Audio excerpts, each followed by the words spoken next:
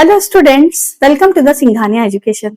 आज हमारा 10th class का फर्स्ट लेक्चर है। 10th क्लास में मैं ये स्टार्ट करने वाली हूँ नई फर्स्ट यूनिट, जिसका नाम है नंबर सिस्टम। और इस वैसे मैंने एक लेक्चर डाला हुआ है, some basic concept of mathematics, वो जरूर देख के आइए आप, वो बहुत इंपॉर्टेंट लेक्चर है। तो अगर आप वो देख के आएंगे तो ज्यादा बेनिफिशियल रहेगा आप लोगों के लिए।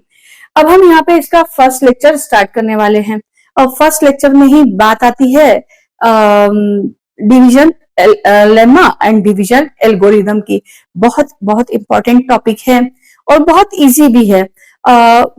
आप उससे डरते हैं सिर्फ क्योंकि उसको समझ में नहीं आता है आपको, तो आप उससे सिर्फ डरते हैं, है कुछ भी नहीं। हम बचपन से वही डिवीजन करते आ रहे हैं, बस उसको हमने क्या किया है, एक लैंग्वेज में और एक कंडीशन में बांध दिया है। बस आप उस कंडीशन को और लैंग्वेज को समझ जाएंगे तो बहुत इजी है डिवीजन लेमा को समझना और डिवीजन एल्गोरिदम को समझना। तो हम यहाँ पे सबसे पहले लेमा को समझेंगे।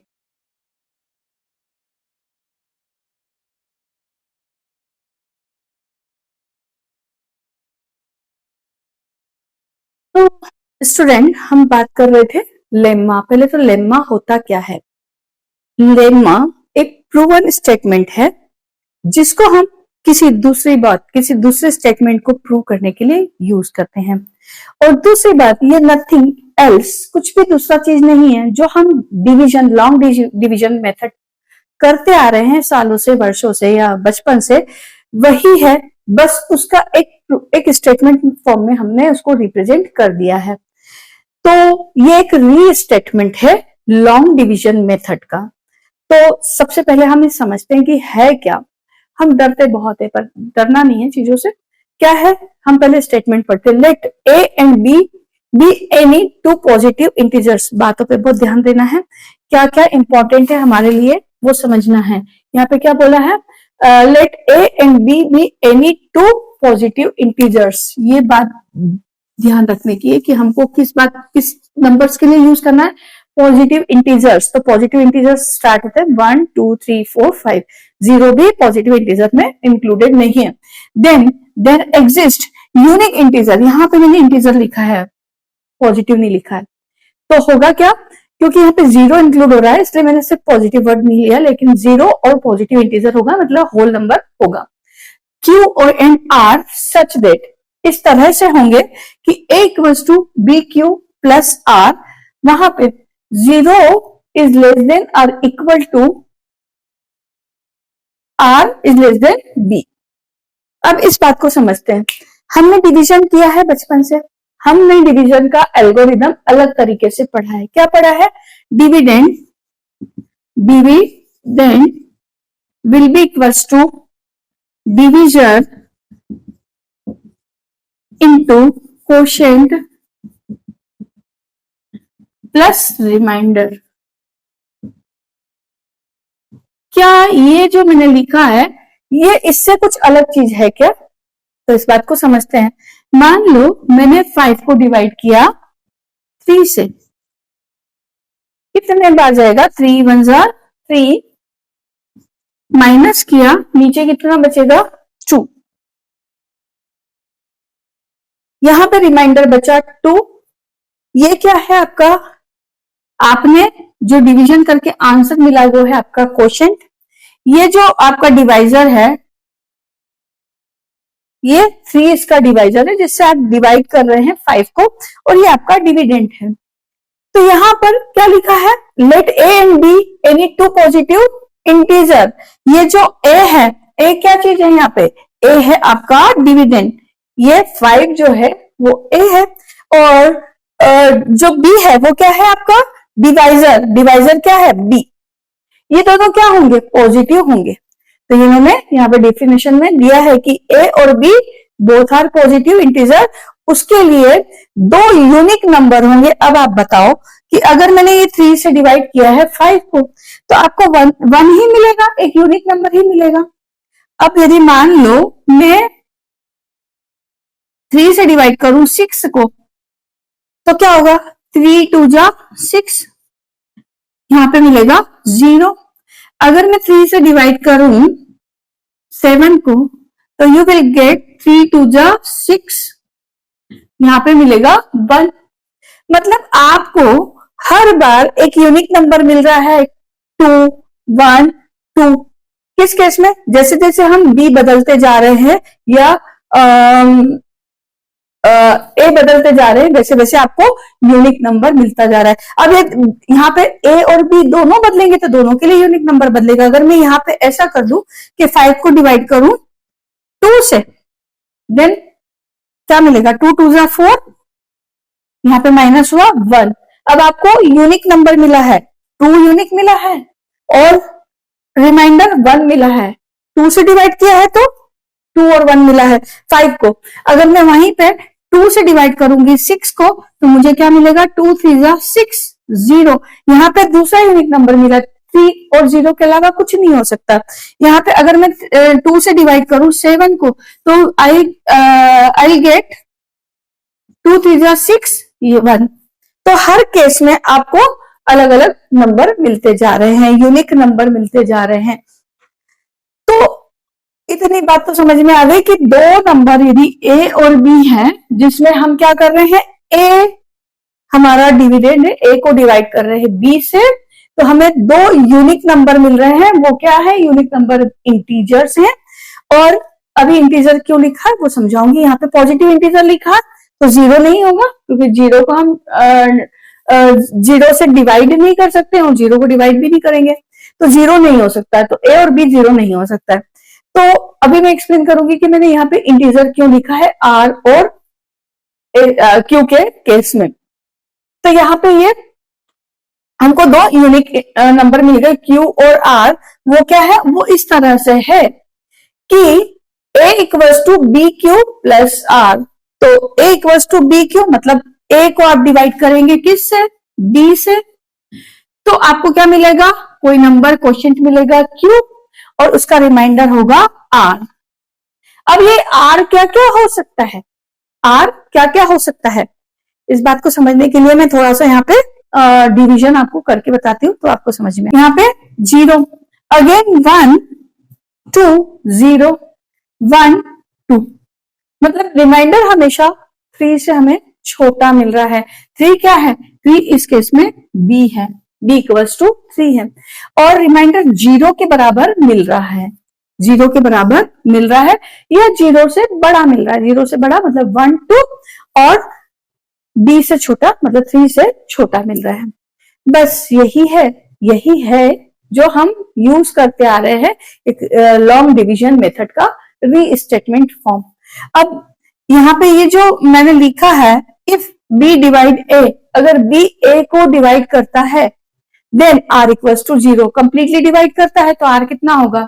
0 होगा। तो हम क्या बोलेंगे? b को डिवीजर बोलेंगे a का, b is the divisor of a, है ना। अदरवाइज अगर ये b डिवाइड नहीं करता a को तो क्या होगा? 0 is less then r is less than b, मतलब तब क्या होगा? 0 छोटा ही होगा r से।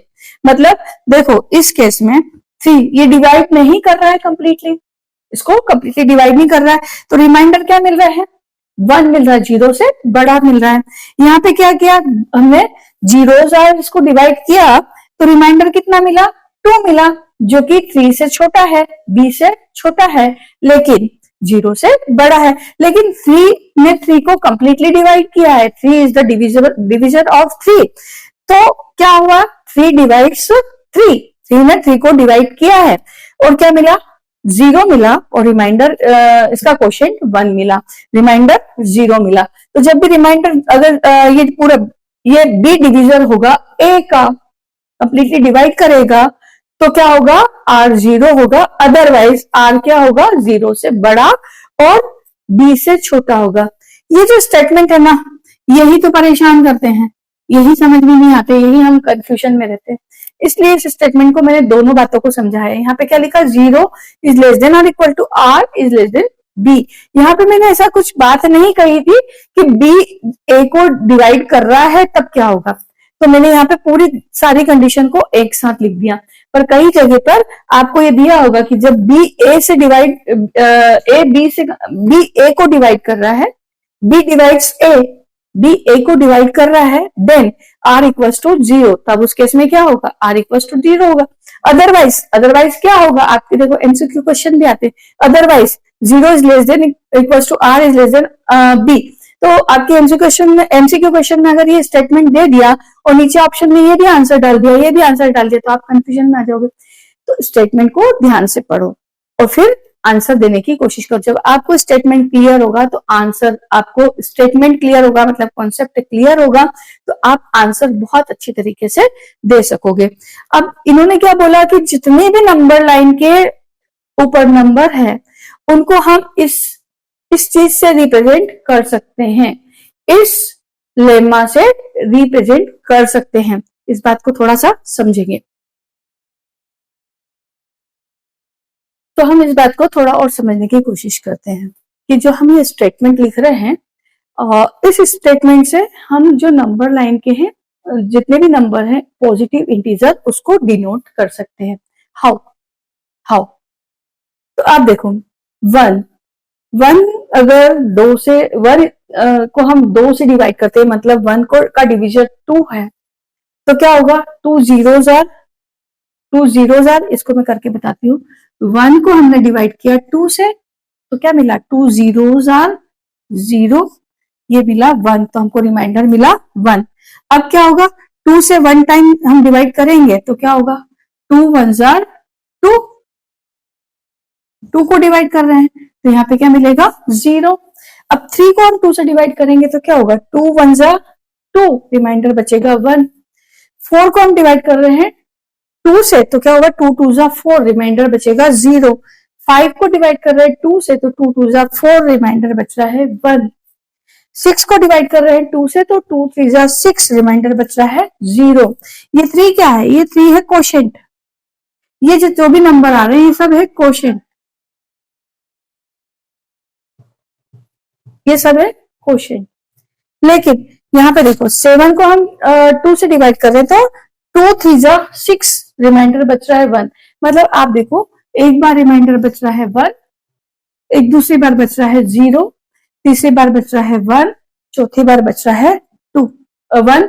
तो 0 1, मतलब एक बार 0 1 0 1 रिमाइंडर बचता जा रहा है, इसके अलावा कोई भी रिमाइंडर नहीं बच रहा है। तो अब हम इवन नंबर जितने भी हैं, हमारे जो नंबर सिस्टम है, नंबर्स हैं, पॉजिटिव इंटीजर्स हैं, उसमें जितने भी इवन नंबर हैं उनको हम कैसे रिप्रेजेंट करेंगे, इवन नंबर को हम रिप्रेजेंट करेंगे कि अगर वो क्या हो, 2 का मल्टीपल हो, 2q के फॉर्म में रिप्रेजेंट करेंगे।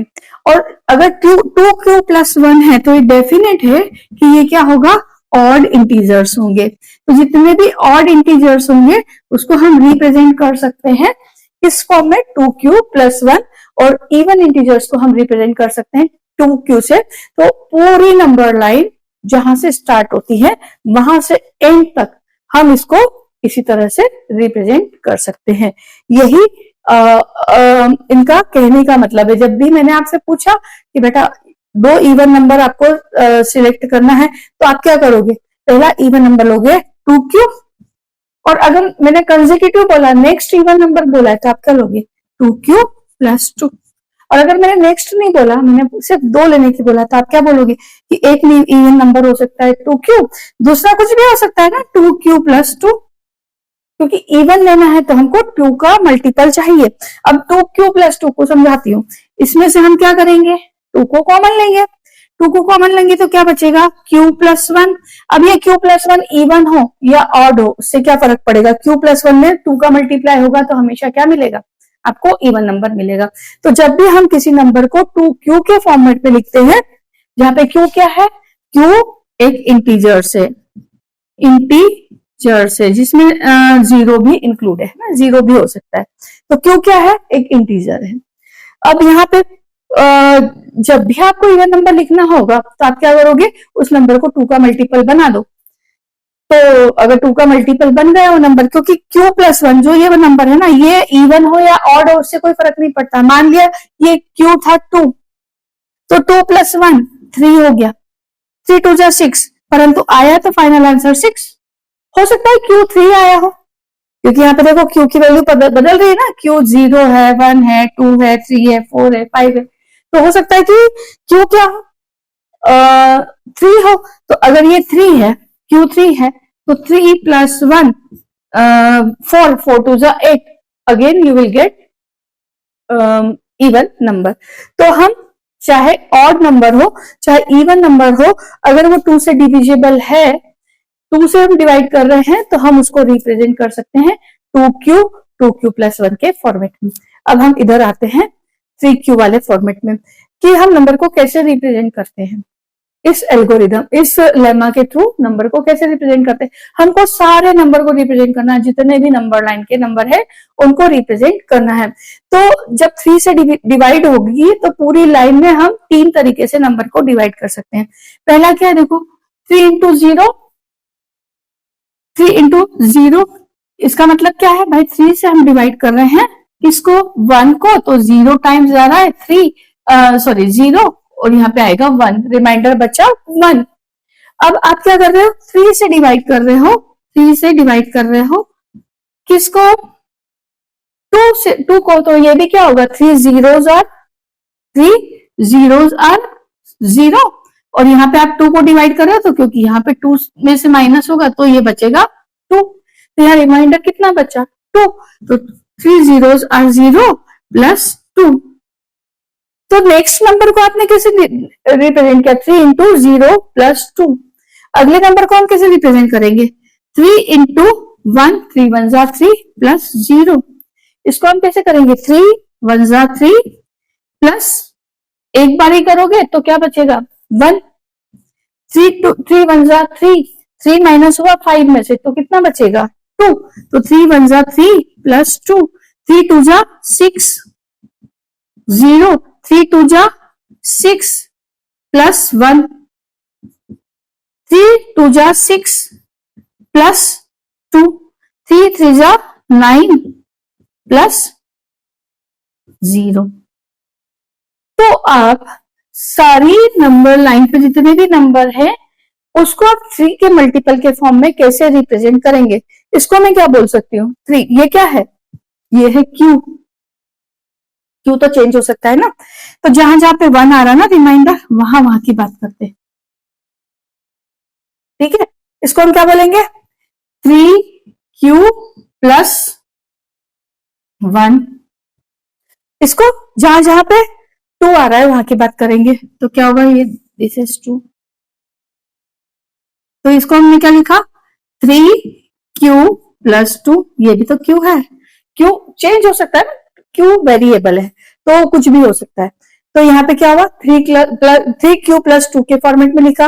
अब जहां जहां पे 0 आ रहा है ना उसको हम देखते हैं, तो 0 आ रहा है तो उसमें क्या आ रहा है, ये 0 है, ये 0 है और ये 0 है, तो इसको हम कैसे लिखेंगे, इसको लिखेंगे हम 3q प्लस 0। क्या कोई और फॉर्मेट बन रहा है, कोई और फॉर्मेट बन रहा है, 3 से डिवाइड करने पर केवल इन 3 फॉर्मेट से ही हम पूरे नंबर लाइन के नंबर को रिप्रेजेंट कर सकते हैं। तो अब अगर मैं और बात करूं, मैंने यहाँ पे बोला था कि ये 2q और 2q प्लस 1 है, तो जितने भी इवन नंबर है वो 2q के फॉर्म में आएंगे, और जितने भी ऑड नंबर है वो क्या आएंगे, 2q प्लस 1 के फॉर्म में आएंगे, जहां पे q कहां से स्टार्ट होता है, q will be equal to 0 1 2 3 and so on. अब यहाँ पे q कहां से स्टार्ट होता है, q स्टार्ट होता है 0 1 2 एंड सो ऑन। तो अगर 3q प्लस 1 के फॉर्मेट में नंबर लिखा है तो क्या आप बोल सकते हो, श्योरली बोल सकते हो कि ये इवन है या ऑड है, या आप इसको क्या इवन और ऑड बोल सकते हो, क्या आप इसको इवन और ऑड बोल सकते हो। ये बात किसके ऊपर डिपेंड करेगी, q के ऊपर डिपेंड करेगी कि q किस फॉर्मेट में है। q अगर इवन है तो जरूरी नहीं है कि ये नंबर इवन हो, क्योंकि अगर q इवन है तो क्या होगा, ये अगर मान लो 2 है तो 3 2 जा 6 प्लस 1 7, ऑड नंबर आ गया। और यदि ये इवन है, अगर ये इवन है, q इवन है तो क्या होगा, 3 2 जा 6 प्लस 1, ऑड है तो क्या हुआ, ऑड है तो 3 3 जा 9 प्लस 1, इवन नंबर आ गया। तो आप यहाँ पे श्योरली नहीं कह सकते कि ये नंबर इवन होगा या ऑड होगा, उसके लिए आपको आगे ऑपरेशन करके देखना होगा। तो हम इस फॉर्मेट में अगर नंबर को लिखना चाहें तो हम केवल 3 तरीके से ही रिप्रेजेंट कर सकते हैं। पहला तरीका है 3q+1 के फॉर्मेट में, दूसरा है 3q+2 के फॉर्मेट में, तीसरा है 3q+0 के फॉर्मेट में। 2 से मैंने डिवाइड किया किसको, 1 को, 2 से डिवाइड किया 2 को, 2 से डिवाइड किया 3 को, 2 से डिवाइड किया 4 को, 2 से डिवाइड किया 5 को, देन 6 को, देन 7 को, देन 8 को। इतनी बात से आपको समझ में आ जाएगी। अब देखो 2 के आप टेबल बोलेंगे कितनी बार जाएगा, 2 zeros are, 2 zeros are, देखो क्वोशेंट 0 हो सकता है, इसीलिए हमने यहाँ पे इंटीजर लिखा है, इसीलिए हमने यहाँ पे क्या लिखा है, इंटीजर्स लिखा है, क्योंकि अगर मैं पॉजिटिव इंटीजर लिख देती तो फिर 0 से हम डिवाइड नहीं कर पाते, तो इसलिए यहाँ पे 0 टाइम्स जा सकता है कोई भी डिवीजन। तो क्या होगा, 0 टाइम्स 0 आएगा और माइनस करोगे तो रिमाइंडर बचा 1, ये आपका बचा R, रिमाइंडर R, ये है आपका क्वोशेंट। नो 2 से डिवाइड करा 2 को तो 2 1 2, यहां आंसर आया 0, रिमाइंडर आपका हुआ 0। फिर 2 से हमने डिवाइड किया 3 को, 2 1 2, यहां पे रिमाइंडर आया 1, तो अगेन आपका रिमाइंडर 1 आया। फिर 2 से आप करोगे 2 2 4, तो रिमाइंडर कितना आया 0, देन अगेन 2 से 5 को डिवाइड करोगे तो 2 2 4, रिमाइंडर कितना बचा 1, 2 से डिवाइड किया तो क्या हुआ 2 3 6, रिमाइंडर 0, 2 3 6, रिमाइंडर 1, 2 4 8, रिमाइंडर 0। अब आप देखो हर केस में या तो रिमाइंडर आ रहा है 1 1 1 1, या रिमाइंडर आ रहा है 0 0 0 0। तो यहां पे क्लियर है कि जो रिमाइंडर है वो क्या होगा, या तो 0 होगा, या जो R है, जो आपका सॉरी B है, उससे छोटा होगा। B क्या है आपके पास में, B है 2, B इक्वल्स टू 2। तो हम हर केस में 2 से 1 छोटा है ना, 0 भी छोटा है, तो या तो 0 होगा या रिमाइंडर क्या होगा, R B से छोटा होगा। अभी इस बात को और थोड़ा दूसरा नंबर लेके समझेंगे, पहले ये बात समझ में आ गई होगी आपको। अब हम यहां पर दूसरा नंबर लेकर के इस बात को एक बार और समझ लेते हैं कि ये जो 3 से डिवाइड करेंगे 1 को, 2 3 4 5 6 7 8, 3 zeros are 0, और यहां कितना बचेगा, रिमाइंडर बचेगा 1, 3 zeros are 0, रिमाइंडर बचेगा 2, 3 1s are 3, reminder 0, 3 1s are 3, reminder again 1, 3 1s are 3, reminder 2, 3 2s are 6, reminder 0, 3 2s are 6, reminder 1, 3 2s are 6, reminder 2। अब आप देखो हमारा B क्या है, यहाँ पे B है 3, और जो क्वोशिएंट है वो है Q 0, और यहाँ रिमाइंडर है R। B इक्वल्स टू 4 हो तब क्या होगा, तब क्या होगा, A equals to 4Q plus R। R क्या हो सकता है, R होगा 0 इज लेस देन और equals to R is less than 4, 4 से छोटा होगा R। तो अब हम इसको कितने तरीके से लिख सकते हैं, तो R क्या क्या हो सकता है, R या तो होगा 0 1 2 और 3, इसके अलावा कुछ भी R नहीं हो सकता। अगर R 0 है तो हम नंबर लाइन के नंबर को A को कैसे रिप्रेजेंट करेंगे, 4Q से। अगर R 1 है तो A को हम कैसे रिप्रेजेंट करेंगे, 4Q प्लस 1। अगर R2 है तो हम कैसे करेंगे 4Q प्लस 2, एंड अगर R4 है R3 है तो हम कैसे रिप्रेजेंट करेंगे A equals to 4Q plus 3। केवल ये 4 तरीके ही हैं सारे नंबर को रिप्रेजेंट करने के नंबर लाइन के। आई थिंक समझ में आ गया होगा। अब इसमें थोड़ी सी बात और करते हैं। ये 4Q नंबर को हम कैसे लिख सकते हैं 2.2Q। अब ये नंबर कुछ भी हो, इवन हो या ऑड हो, कुछ भी हो, ये 2 का मल्टीपल है ना, ये 2 का मल्टीपल है ना, तो ये हमेशा इवन होगा, ये इवन होगा। हमें हमेशा प्रूव करना है कि नंबर इवन है या ऑड है, तो 2 के मल्टीपल में ला करके देखना है। अब यहाँ पे देखो नेक्स्ट नंबर, यहाँ पे अगर मैं ऐसा लिख दूं 2 का मल्टीपल 2Q प्लस 1। अब देखो Q इवन हो या ऑड हो कोई फर्क ही नहीं पड़ता, इवन ही आएगा, क्योंकि ये भी 2 का मल्टीपल, ये 2 का मल्टीपल प्लस 1, तो ये हमेशा क्या होगा ऑड होगा। Always this number is odd. अब देखो यहाँ पे बुक में लिखा है ना 2Q को हमने क्या मान लिया, एक नया वेरिएबल मान लिया m, तो ये नंबर किस फॉर्मेट में आ गया 2m प्लस 1 के फॉर्मेट में आ गया, और 2 प्लस 1 के फॉर्मेट में जो भी नंबर आएगा वो क्या होगा ऑड नंबर होगा। इसी तरह से हम यहाँ पे चलते हैं, इसमें से क्या करो आप पूरा 2 कॉमन लो, यहाँ पे दोनों में 2 कॉमन है, तो 2 कॉमन लिया तो क्या बचा 2Q प्लस 1। अब Q कुछ भी हो, इवन हो या ऑड हो, ये पूरा नंबर किसका मल्टीपल है 2 का मल्टीपल है, इसका मतलब ये हमेशा ही इवन आएगा। This number is always even number. तो इस नंबर को हम कैसे लिख सकते हैं, देखो 2Q प्लस 1 को हम कोई नया वेरिएबल मान ले, m कुछ भी हो सकता है, Q की जगह 0 रखा तो क्या बनेगा 1, 2 की जगह 1 रखा तो क्या बनेगा 5, 2 की जगह 2 रखा 3, 2 की जगह 2 रखा तो क्या बनेगा 5। तो ये नंबर कुछ भी बने, इससे कोई फर्क नहीं पड़ता।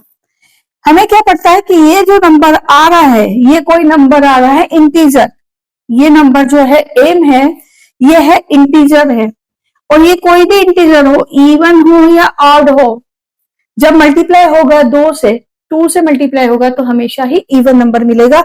मतलब अगर हमने इस फॉर्मेट में नंबर में लिखा है तो हमेशा ही क्या होगा इवन होगा, इवन होगा। नाउ लास्ट पार्ट है 4Q प्लस 3। ये तो हम इवन बता सकते कि ये इवन ही होगा, क्योंकि इसको मैं कैसे लिख सकती हूँ 2.2Q प्लस 3। अब ये Q 2Q को मैंने कोई भी एक इंटीजर मान लिया m, तो ये क्या हो गया 2m प्लस 3। अगर मैंने इसको और भी थोड़ा सिंप्लीफाई किया तो मैं क्या कर सकती हूँ 2m प्लस 2 प्लस 1, क्योंकि मुझे क्या करना है इवन ऑड बताने के लिए हमेशा प्लस 1 के फॉर्मेट में नंबर को लेके आना है। तो क्या करूंगी 2 कॉमन लिया, यहाँ पे m प्लस 1 प्लस 1। अब ये m प्लस 1, m कुछ भी हो, 1 हो 2 हो 3 हो 4 हो 5 हो, कुछ भी हो, ये कोई भी नंबर हो, इवन हो या ऑड हो, इसका मल्टीप्लीकेशन क्या बनेगा इवन बनेगा, लेकिन प्लस 1 कर देंगे तो हमेशा ऑड होगा। तो हम जब कोई भी नंबर को 4 से डिवाइड करते हैं तो पूरी नंबर लाइन को 4 फॉर्मेट में लिख सकते हैं, या तो 4Q plus 1, 4Q plus 2, 4Q plus 3, out of which जो 4Q का फॉर्मेट है वो हमेशा इवन नंबर को रिप्रेजेंट करेगा, 4Q प्लस 2 हमेशा इवन नंबर को रिप्रेजेंट करेगा, और 4Q प्लस 1, 4Q प्लस 3 हमेशा ऑड नंबर को रिप्रेजेंट करेगा। यही डिवीजन लेम्मा है। अब इस डिवीजन लेम्मा का यूज करके कुछ क्वेश्चंस हैं जो करना है वो नेक्स्ट लेक्चर में कवर करेंगे, क्योंकि अभी लेक्चर की लेंथ बहुत बड़ी हो रही है और बहुत बड़ा लेक्चर देखने में उबाऊ हो जाता है। तो अब हम नेक्स्ट लेक्चर में मिलेंगे, तब तक के लिए bye bye. Thank you for coming to the Singhania education.